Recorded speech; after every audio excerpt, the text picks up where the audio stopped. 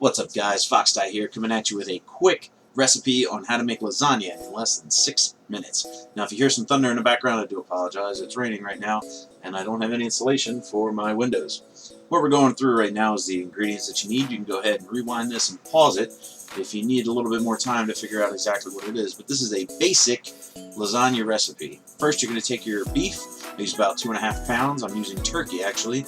You can let that simmer. While that's simmering, you go ahead and get your water started for your pasta. I put a little bit of oil and a little bit of salt in there to help keep the pasta from sticking to each other. And then you put your ingredients into the beef. We use minced onion, powdered onion, and crushed red pepper into there. And when that's finished up browning, you're going to strain it off. Don't rinse it, just get some of that grease out of there, because the grease that you're going to get from the sauce and the cheese is good to go.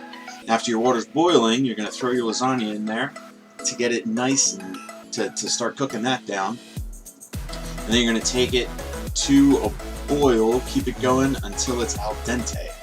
While that's going on and doing, we're going to cut up our fresh garlic. About 4 or 5 cloves, more if you like garlic, less if you don't. Mince that up so where you can get the full flavor out of it, but you don't really get the texture of the garlic at all.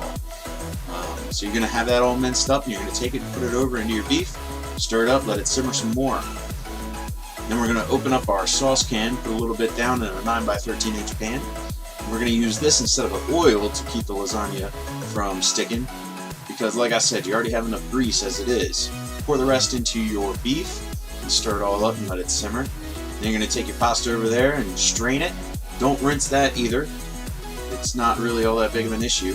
Like I said, you want it to be al dente so that it cooks the rest of the way in the pan. In a separate bowl, we're going to take our egg and our ricotta cheese, and we're going to mix all that together. The egg, I find, helps keep everything, helps fluff the ricotta up a little bit and helps keep it in its texture instead of just turning into a blob of nothing. If you want here too, you can put some Italian seasoning into there to help even out the flavor. But then we're going to get back here and put our first layer of pasta down.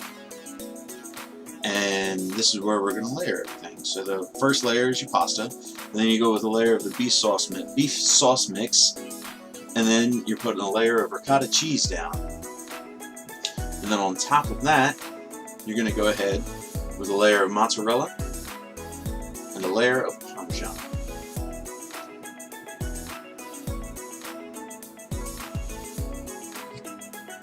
So after our mozzarella is all in there nice and good, we're going to get a little bit of Parmesan. Or, no we're not. Go ahead with our second layer of pasta. I had to cut these off a little bit because I like to stagger them crisscross, basically.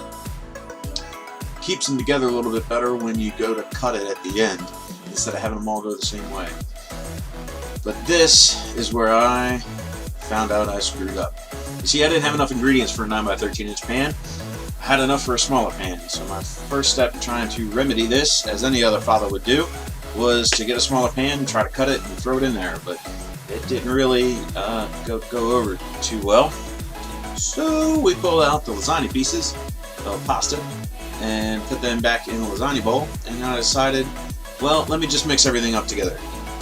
If worse comes to worse and the kids don't like this, I can just blame it on the internet and say I found a cool recipe on there, and then I can just take all the blame away from myself.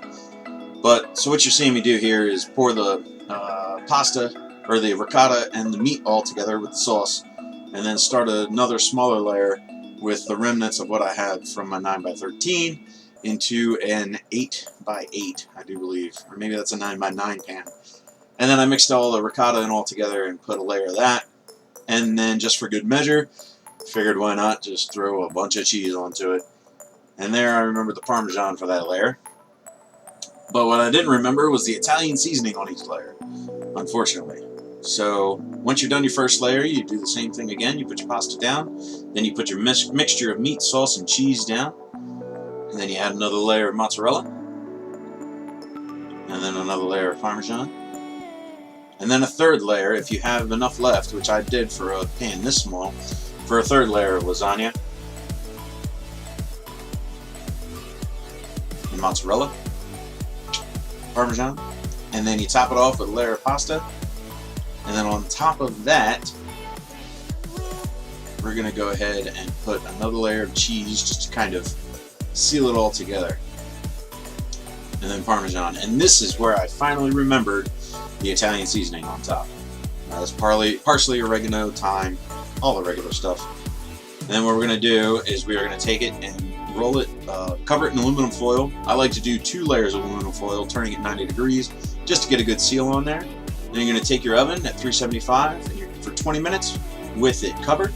Then you're going to uncover it, put it in for another 20 minutes, and then bring it out and let it set for 5 minutes before you cut it up. Now there's it all cut up, and there's it served. Well, I hope you liked